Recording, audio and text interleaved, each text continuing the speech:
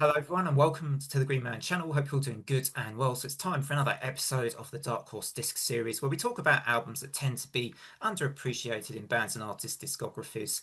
And this time around, we're talking about the eighth studio album from Smashing Pumpkins Oceania that was released back in the year 2012. And an interesting little tidbit, this is the first time we've ever had a Dark Horse Disc episode with an album from 2012.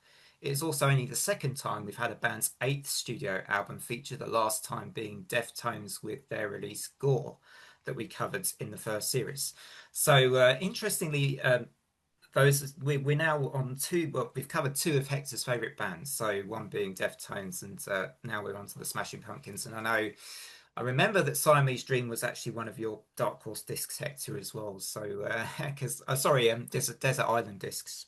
Desert Island. I'm like Siamese dream. Not yeah, that's not a dark horse. That's not a dark horse. Yeah, definitely not.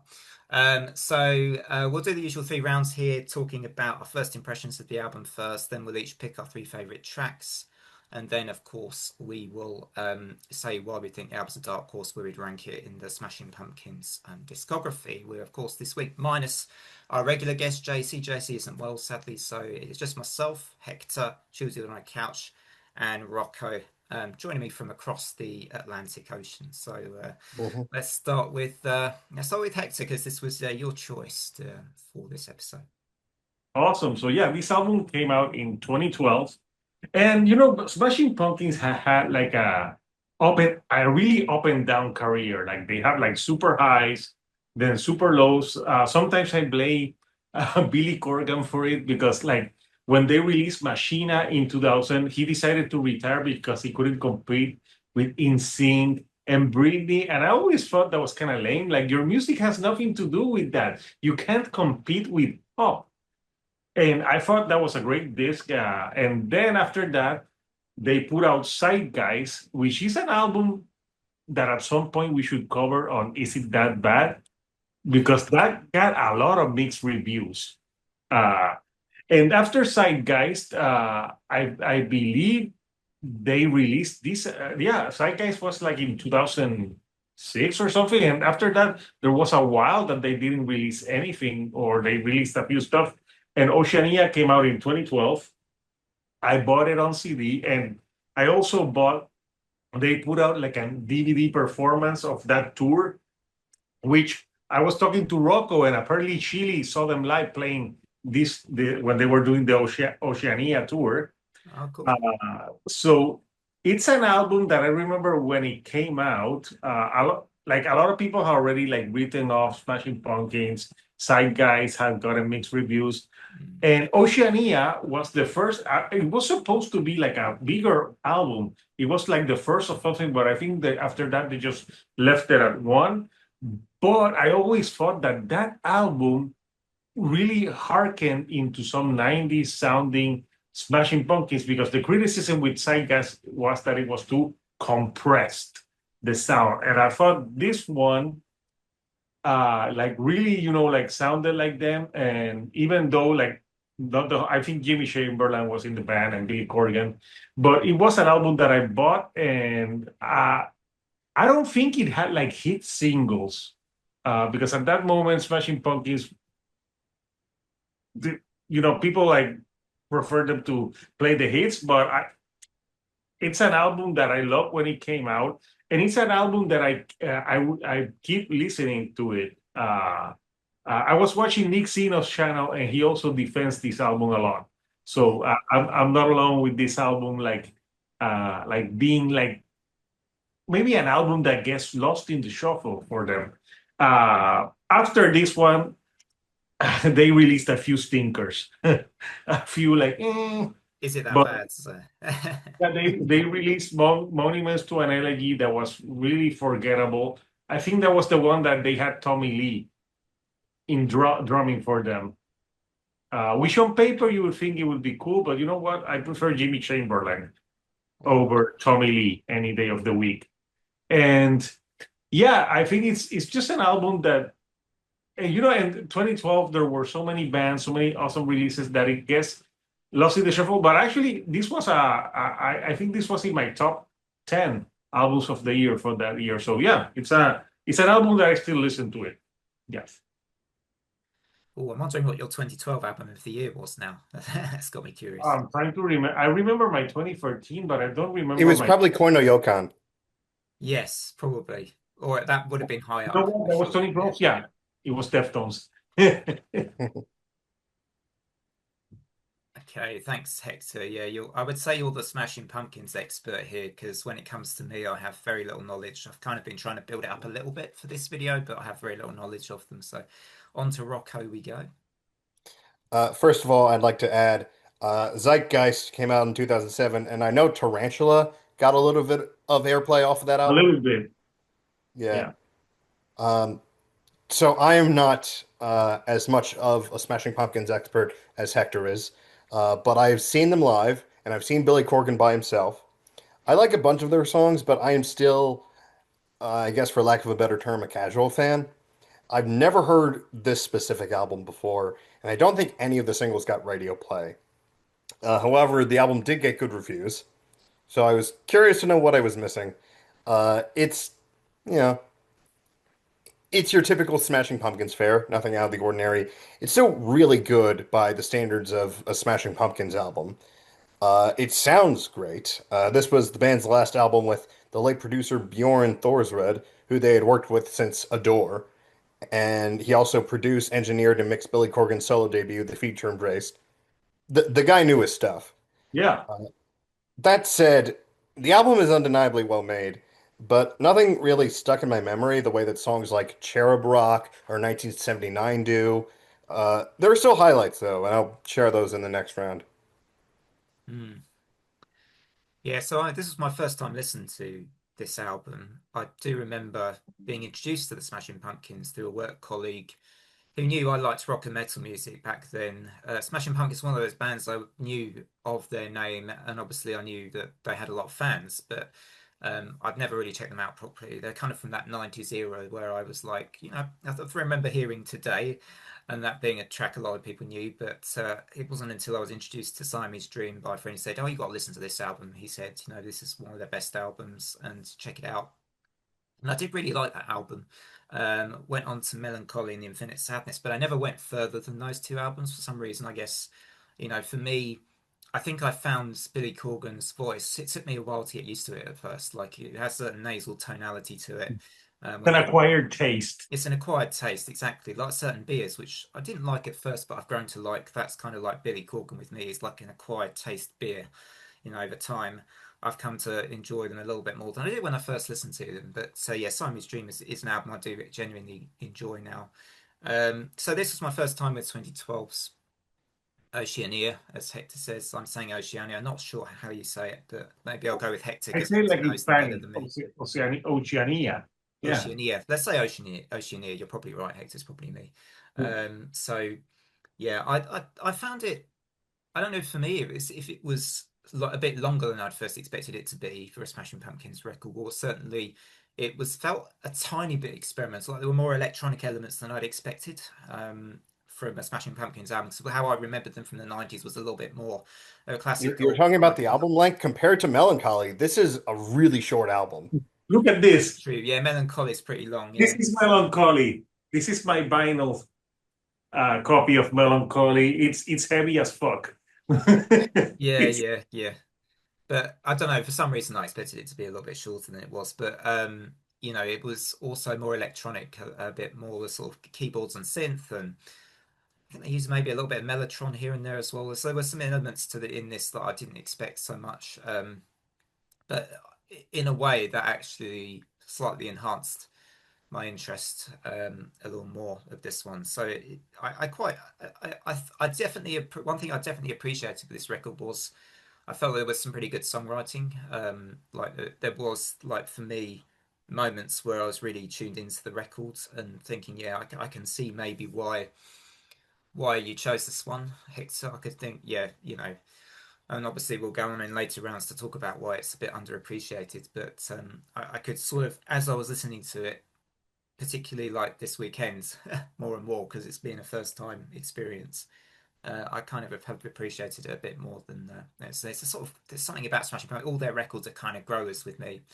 you can't easily listen to them once or twice and appreciate their stuff. You have to listen to them, I feel like, multiple times to really properly engage. I feel like they're a kind of a, like I say, an acquired taste and also takes time to digest their records.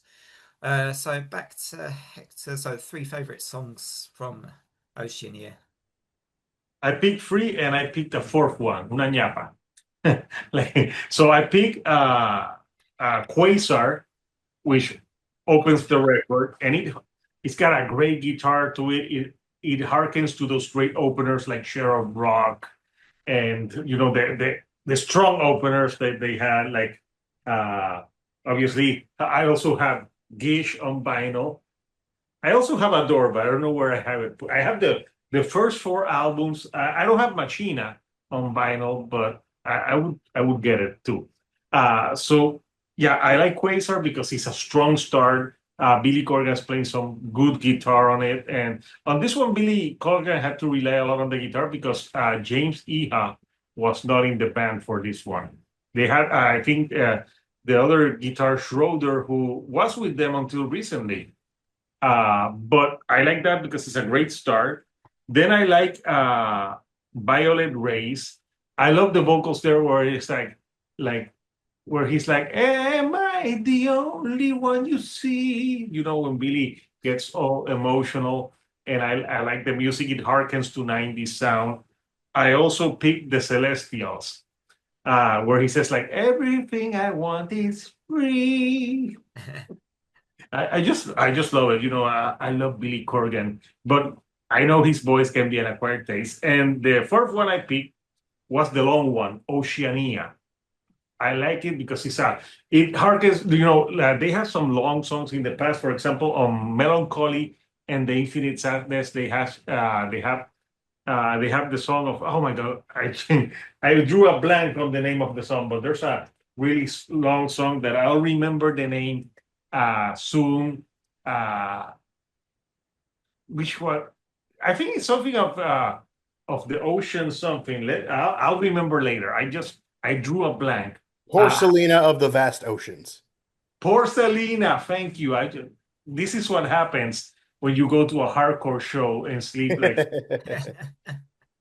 So yeah, I like that song harkens to that longer songs, and even though it's long, uh, I don't think it's like wasted space in music. So those are my four picks. Nice, nice. Rocco. Well, I also picked Quasar, just a banger of an opening track. And then I picked The Chimera. The song reminds me a little bit of Cherub Rock, which I like. And then my third pick is Glissandra. Oh, This is a song to bop your head to while you ignore the lyrics about heartache. Billy Corgan did an interview with Music Radar where he talked about the album track by track, and he said that when he showed Glissandra to bass player Nicole Fiorentino, she almost started crying, and Billy was like, "Okay, that works for me." And I do have a little bit of a Billy Corgan story to share. Um, when I saw him like in his own separate band, it was like Billy Corgan and the something. He said like give a round of applause to the band, the crew, and to me because I'm fucking awesome. Yeah, have you guys seen he's interviewing bands on YouTube now. Ooh. The first interview that he did for Wolfgang Van Halen, it almost felt like Billy Corgan was interviewing himself. What was And he talking most of the time? yeah, no, he says also Wolf. How does it feel to be like Eddie Van Halen song or like and then he said, oh, it's awesome, and then he's like, oh, yes, as awesome as when I release I his Dream. No, see, I see. so it was funny. I'm like, Billy, you're not interviewing yourself. so what's that channel called? Corgan Talks something? I don't know. The Corgan ma Radio. the magnif the It's called The Magnificent Ones with Billy Corgan. Okay. All right. I'm curious now. I might check that out to see what Yeah. he's like interviewing. Yeah, that could be interesting. Um, Okay, so those are your three picks, Rocco. I am going to pick the Celestials as well, which one of the only singles from the record, wasn't it? And I like this. It's kind of a nice acoustic and strings combination with Billy's chorus that I enjoy as well. Here seems like maybe a love song or something. Like he's saying like he's at least caring about someone in the lyrics. I noticed, and yeah, I quite enjoy that song. I also really liked Oceania, the longer cut on here, and the different segments to it. But particularly, I think it's the middle bit where there's a fading in with that phaser effect, and the bass and drums come in, and then Billy comes in, where he sings "Try the Way," "Cast Off Your Indecision," and then there's all of this interesting fuzzy distortion with the two guitars going on, I think, and it reminded me that sort of outro of like a Neil Young and Crazy Horse kind of outro. And I enjoyed that. I thought that was really good. Yeah, I was kind of having a nap when I was listening to this, and I thought this is good nap music. This one, I'm enjoying this. And then the Chimera, which was one of Rocco's picks too, just like the livelier contrast with this one compared to other songs. It just worked nicely for me as, because it's quite a slow tempo album. So it's nice to have something which just livened the album up a bit and sort of you know, kept me sort of a bit more interested in it towards the end of the record as well. So yeah, those are my three favorite songs. And now we'll move to the final round, which is why we think the album is a dark horse and where we'd rank it in the Smashing Pumpkins discography. Okay, so Hector. yeah, so since I'm the huge Smashing Pumpkin fans, so I think it's a dark horse because at that moment, Billy Corgan almost like sabotaged this band himself. I never, to this day, I don't know why after Machina he decided to break up the band because it didn't Machina was a great album. Mm. But the thing is, like at that moment, it was boy band craziness and stuff, and Yeah. I don't know why he felt like he needed to compete with that. I just think like he should have been like just focus on your music. Yeah. Like the fans that love you will love you still. Like come on, a lot of those boy bands are dead and gone. Like, look at Justin Timberlake now. He sucks live. Like, he blames it because he has lupus or something. But where do you, I think it's more because like he I saw some of his last performance and he's not good. I And actually did see Justin Timberlake live, and I thought that was a good show. But eh, yeah, his last album did not get good reviews. yes, I think he should blame the booze. Mm. It's gonna ruin the whole tour. Lupus, don't you mean like Corona Light? Well, like what was, Oh but no. going back to Smashing Pumpkins, at that time, like he was competing, and I remember at that time when he was saying the press about all those boy bands, I'm like, but dude, you have nothing to do with that sound. Like, why are you comparing yourself to Backstreet Boys in Sync? You are an alternative rock band. Mm. So yeah, and I was pissed when that came out. And I'm such a fan that after that he broke up the Smashing Pumpkins and he put out like 2 years later an album, a band called Swan. And I kid you not, it sounds just like Smashing Pumpkins. And I'm like, why that? Just name it Smashing Pumpkins. That album, by the way, by Swan, their only album, is a great album. You can find it online as well. You can Okay. find it on YouTube. So if you haven't, I can't remember the name, Mary something, but it's they're Swan with a and great one. And then after that, he revived again the Smashing Pumpkins for 2007 for Guys, which got mixed reviews. I never understood the mixed reviews. And then he took a long time as well. So when this album came out in 2012, I think a lot of Smashing Pumpkins fans were like a little bit maybe fed up Mm. with Billy Corgan. I've had a love and hate relationship with Billy myself.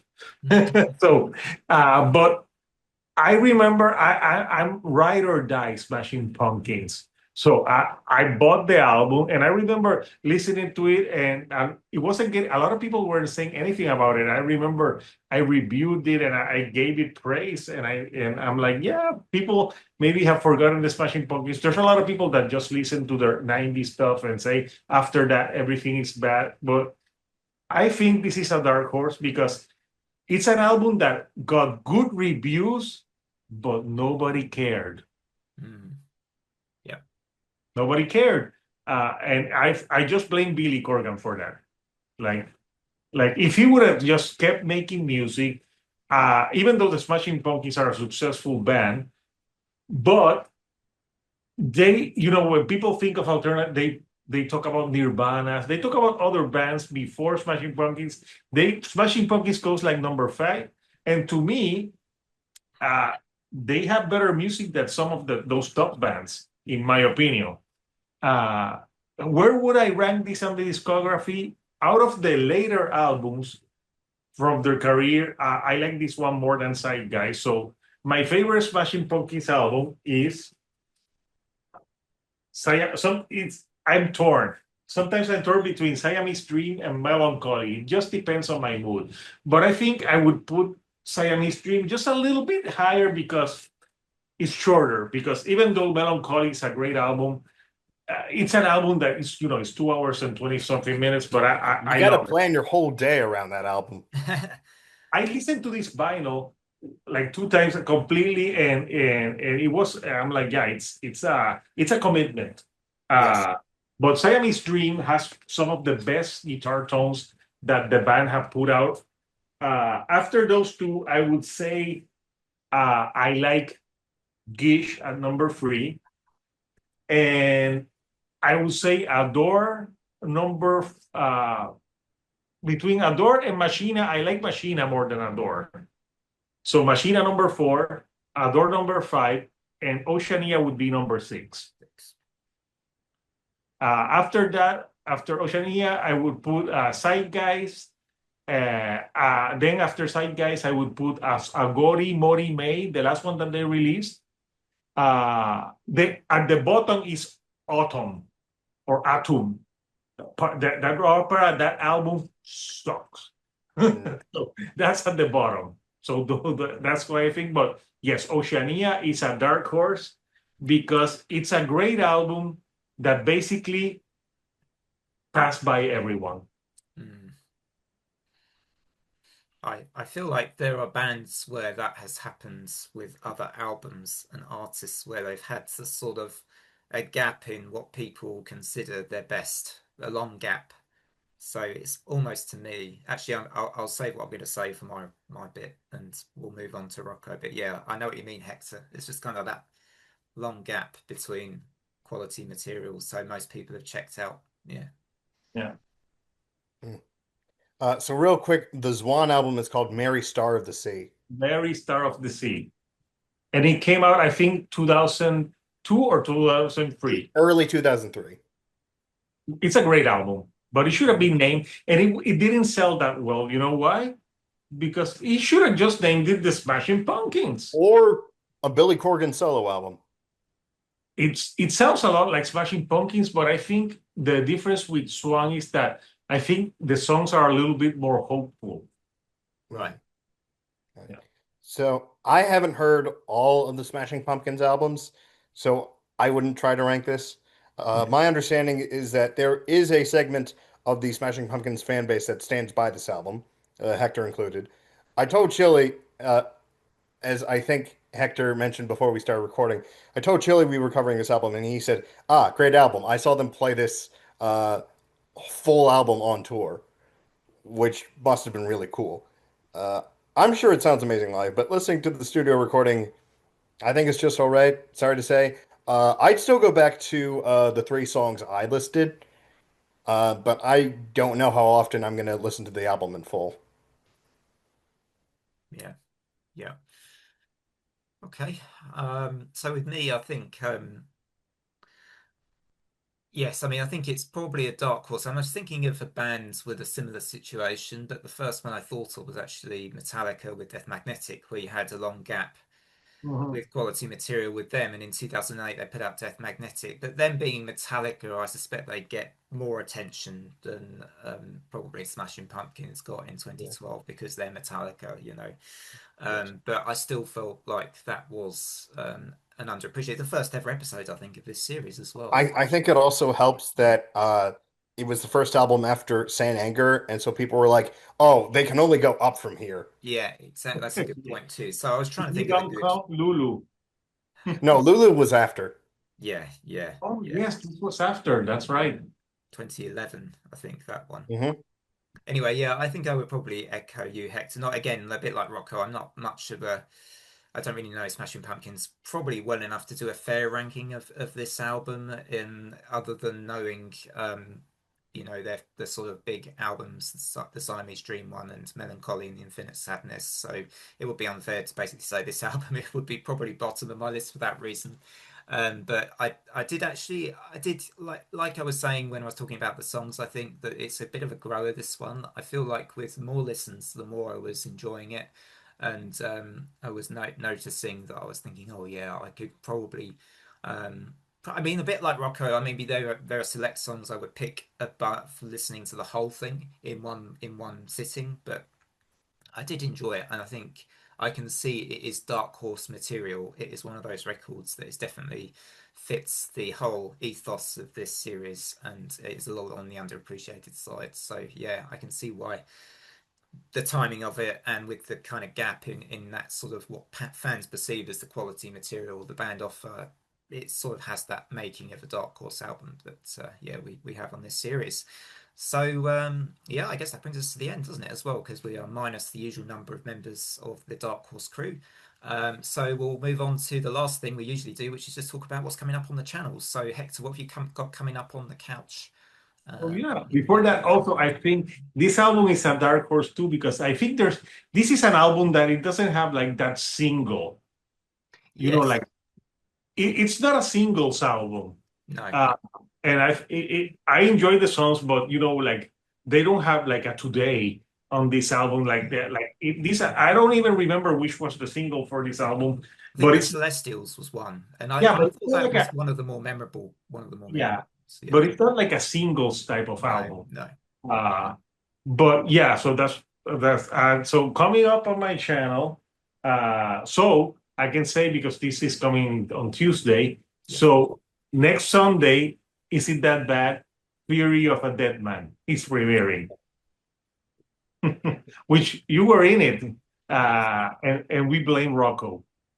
Yeah.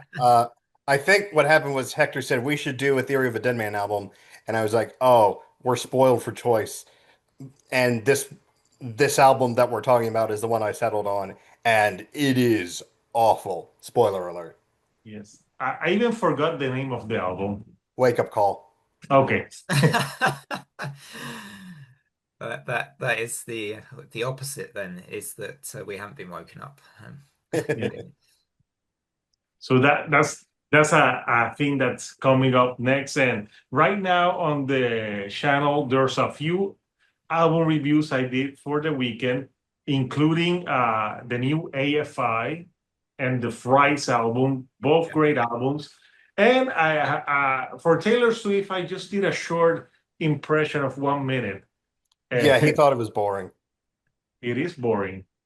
And it has dumb lyrics, but you know what? At least Travis Kelce will understand it. Yeah. So that's what's coming up on my channel. I plan maybe when this I there's a band that I'm going to review for the channel that is called Rocket. And if you like 90s sounding band, the album is called R is for Rocket, and I'm going to review that for my channel. Excellent. Cool. Rocket. Mm. Rocket. All right, from Rocket to Rocco. Yes. So I just put out an episode talking about another 90s band, Helmet. Ah, yes. Yeah. Uh, I I think that episode turned out very well. And then I have coming up later in the month, I have an episode about an Architects album. Oh, I'll have to check that out. Yes. Um, the 2022 album, to be precise. Okay, yeah. So yeah, I'm I've been putting out videos a lot more frequently over the past like month or two. So just subscribe, and you're gonna get a lot of stuff. They subscribe. That's a good Excellent. one. Instead of No. if the end of the video, instead of saying please subscribe, is please stay subscribed. That's a good one. I'll probably use that some, and then I'll get someone unsubscribe. Mm. They're like, you can't tell me what to do. Yes, I'm subscribing. Cool. Yeah, so on this channel, finally, after a long, I feel like after mentioning it on three previous Dark Horse episodes, my After Forever video is up and will have been up by the time this goes up on Tuesday. And it's yeah, that's talking a brief history of the band and their discography. So that's been a long time coming, but yeah, it's finally going up on the channel. We'll have more Dark Horse Disc episodes. There should be a few more of these. We've got some more guest choices next up. I think we're going to be doing JC's as long as he's recovered. That is a Kiss album, Creatures of the Night. So that should be our next episode, all being well. And then, of course, I think we'll have Rocco's Choice Yes. and Brady's as well, hopefully. And then I've got kind of a special type of episode planned, which I'm not going to reveal just yet. But yeah, that's also coming up in the series. I'm very excited for he told us his plan in the email, and I'm very Yeah, excited for it. yeah, yeah. So yeah, I guess we got to sort out the date possibly if to get one that works for everybody. But yeah, that's my hope for the sort of ending special episode of the series. And otherwise, on Tom's Tomb of Horror, I am planning a Halloween ranking just after Halloween itself. Of obviously the Halloween films I'm talking about here. So also I've got a couple of short reviews planned from a couple of horror films I've seen very recently, like 28 Years Later and The Long Walk as well. So I'm hoping to post those very shortly actually. So I think that's it from us for this latest episode of Dark Horse Discs. So from me and my guests, until next time, bye for now.